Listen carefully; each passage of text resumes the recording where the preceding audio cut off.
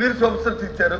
Super six సంబంధించి కేటాయింపుల్ని ఈ budget లో ఎక్కడెక్కడ పెట్టారు? మీరు ఇచ్చిన ఆరు అంశాలని దయచేసి క్లియర్గా ఒక్కొక్కటిగా చెప్పండి.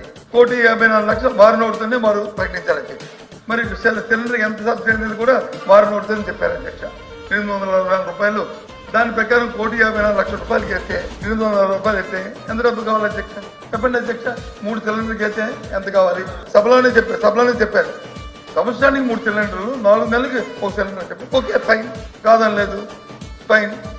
ఒక సిలిండర్కి 1,54,00,000లో 1 సిలిండర్కి అయితే ఎంత అవుతుంది చెప్పండి అధ్యక్ష? 1,200 కోట్ల దగ్గర కావాలి ఒక సిలిండర్కి అయితే. కానీ ప్రభుత్వం చెన్నాలైంది మే నెల నుంచి డిసెంబర్ వరకు, అంటే వచ్చి ఏప్రిల్ వరకు, అంటే సుమారు 10 నెలల కాలం మాట్లాడండి సార్.